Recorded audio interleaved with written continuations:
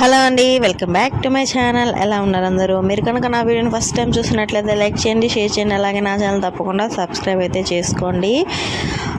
ఇంకా ఈరోజు మార్నింగ్ నేనైతే 5:30కి లేచానండి. అప్పుడే మా హస్బెండ్ వచ్చారు, ఇంకా కాలింగ్ బెల్ కొట్టారు. ఇంకా ఆ సౌండ్ వినంగానే నేనైతే లేచి వెళ్ళి తలుపైతే తీశాను. తర్వాత వచ్చి ఆయన పడుకున్నారు పిల్లల పక్కన. ఇంకా టైం అయిపోయింది ఎలాగో అని నేను ఇంకా బయటకు వెళ్ళి గేట్లు అవి ఓపెన్ చేసి వాకిళ్ళు చిమ్ముకొని కల్లాపు చల్లి అంటే వాటర్తోనే కడిగేసి ముగ్గులు అనేవి పెట్టేసుకున్నాను. మా మావయ్య బయట నిద్రపోతున్నారు. ఇంకా ఎలా వెళ్ళి మళ్ళీ పడుకోవాలనిపించింది, చాలా నిద్ర మత్తుగా ఉనింది. సరే ఇంకా పిల్లలు పక్కన ఆయన ఉన్నారు కదా అని వాళ్ళు లేచే లోపలే పనులన్నీ చేసేసుకుందాం అనుకున్నాను. నేను ప్రతిరోజు కూడా నైట్ పడుకునేటప్పుడు ఎర్లీగా లేవాలి. ఈ మధ్యన చాలామంది యూట్యూబ్లో మోగిస్తున్నారు కదా, బ్రహ్మ ముహూర్తంలో లేస్తే మంచిది అని, అనుకున్నవన్నీ జరుగుతాయి అవి ఇవి అంటున్నారు. చాలాసార్లు ట్రై చేశాను కానీ నాకు వల్ల కావడం లేదు. ఎందుకంటే నిద్ర బాగా వచ్చేస్తుంది. నైటే పడుకునేటప్పటికి 11:30 అలా అవుతుంది. ఇంకా మార్నింగ్ 4:30 3:30కి అలా ఎలా లేవాలి నాకు ఇబ్బందిగా అనిపిస్తుంది.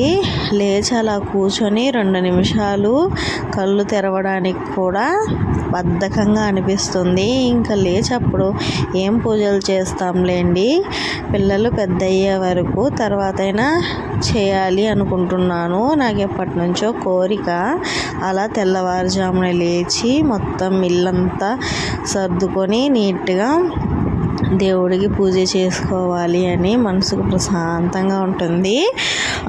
ఒక 3:30 4:30 అలా కాకపోయినా ఒక 4:30 పైన 4:30 నుంచి 5 లోపల అలా లేచి చేసుకుంటే చాలా బాగుంటుంది అనిపిస్తుంది. ఇప్పుడు కాదు, పిల్లలు పెద్దయి కొంచెం స్కూల్కి వెళ్తారు కదా, అప్పుడు అంటే వాళ్ళే నిద్రపోతారు కదా, అంటే మనతో సంబంధం లేకుండా, అంటే వాళ్ళు హోంవర్క్లు చేసుకొని ఇంక మనకు నిద్ర వచ్చినప్పుడు పడుకొని వాళ్ళు వచ్చి పడుకుంటారు కదా, అలాంటి టైంలో చేసుకోవాలి.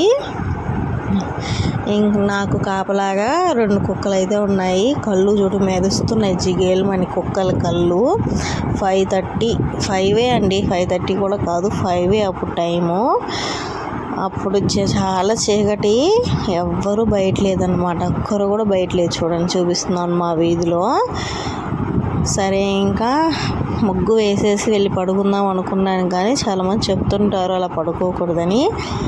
పనులే చాలా ఉన్నాయి, లేచిన తర్వాత పనులు చేసుకోలేము పిల్లలు అనేసి వాళ్ళు నిద్రపోతున్నప్పుడే చేసేసుకుందాము అని మొహం కడుక్కునేసాను ఫస్ట్, నిద్ర మత్తు వదలడం కోసం. ఇక్కడ చూడండి బొమ్మలు ఎలా పడేస్తుందంటే, నాకేదో పని లేనట్టు నేను ఖాళీగా ఉన్నట్లు మా పాప ఫీల్ అవుతుందో ఏమో తెలియదు కానీ బొమ్మలు ఎలా పడితే అలా పడేస్తుంది విచ్చలవిడిగా. వాటిని సర్ది పెట్టలేక నా ఓపిక మొత్తం నశించిపోతుంది.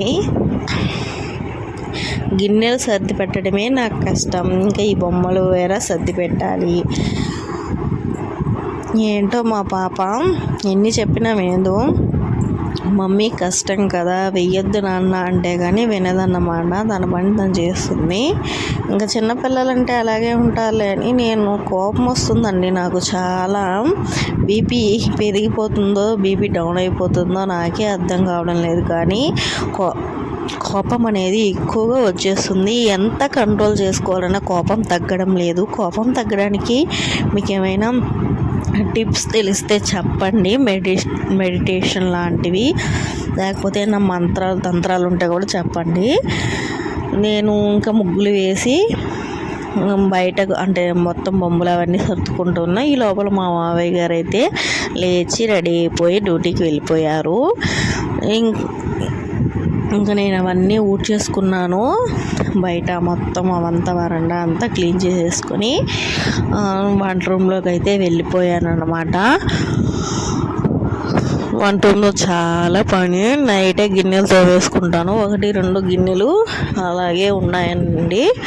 అంటే లాస్ట్లో 9-10కి అలాగా మావయ్య తిన్నారు. 1-2 గిన్నెలు కడిగేదానికి ఇంకా లాస్ట్ నాకు ఓపిక లేక అలాగే వదిలేసి వెళ్ళిపోయాను లోపలికి. పిల్లలు ఏడుస్తున్నారు, లేచేస్తూ. అంటే చిన్న పాప నేను పక్కన ఉంటేనే నిద్రపోతుంది, లేకపోతే నిద్రపోదు. వాళ్ళ నాన్న ఉంటే వాళ్ళ నాన్న దగ్గర ఇచ్చేదాన్ని, లేరు.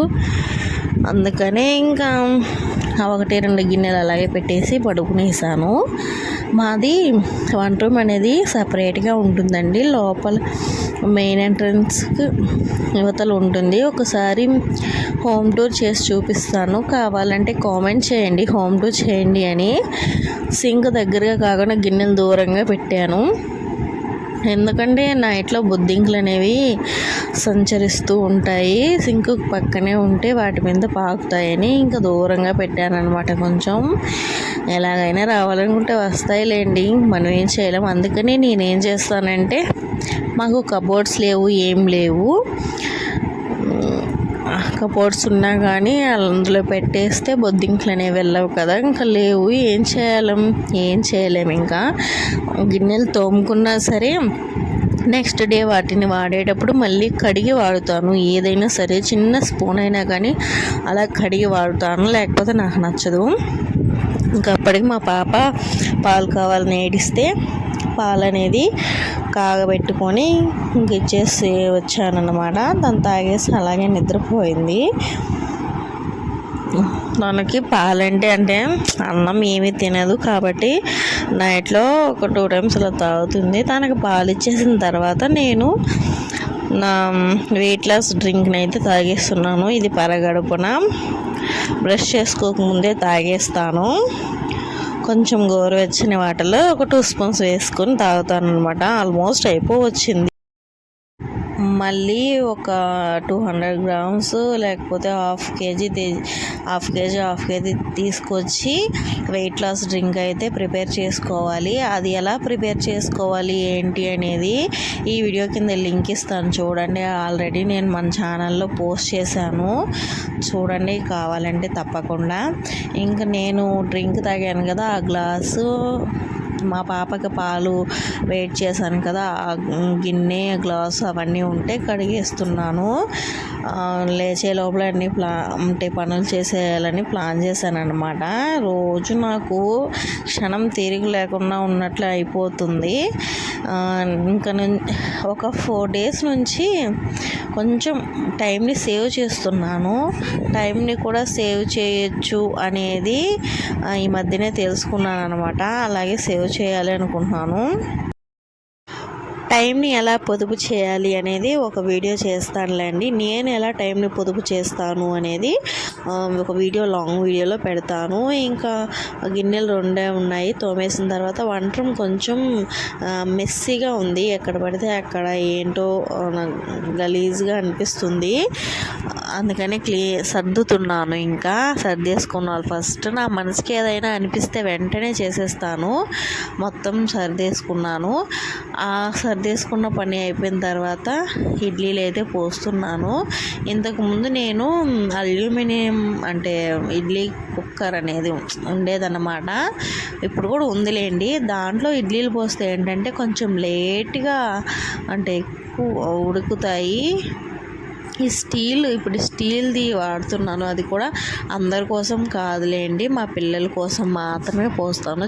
చిన్న ఇడ్లీలు వస్తాయి, వాళ్ళిద్దరు తింటే చాలని. వాళ్ళు తిని అంటే ఎంత తింటారులేండి. చిన్న పాప ఒక ఇడ్లీ తింటుంది, పెద్ద పాప ఒక ఇడ్లీ తినడానికి ఏడుస్తుంది. మిగిలినవి నేను తింటాను. మా హస్బెండ్ ఉంటే దోశలు పోసిస్తాను. ఎప్పుడు ఉండరు, ఎప్పుడో ఒకసారి మాత్రమే తింటారనమాట. ఈ స్టీల్ ఇడ్లీ పాత్రలు అయితే ఫాస్ట్గా ఇడ్లీలు ఉడికేస్తున్నాయి, బాగానే వస్తున్నాయి.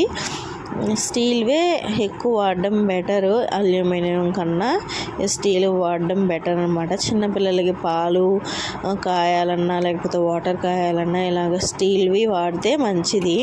అల్యూమినియం అసలు వాడొద్దు, అవాయిడ్ చేసేయండి. నేను అంతా ఇడ్లీలు స్టార్ట్ చేశాను పోయడం. అప్పటికే లేచేశారు పిల్లలు. పెద్ద పాపని మా హస్బెండ్ టీ తాగడానికి తీసుకెళ్లారు. చిన్న పాపని కింద పడుకోబెట్టి నేను పని చేసుకుంటున్నాను. అంతే అండి. ఈ వీడియో లైక్ చేయండి. బాయ్.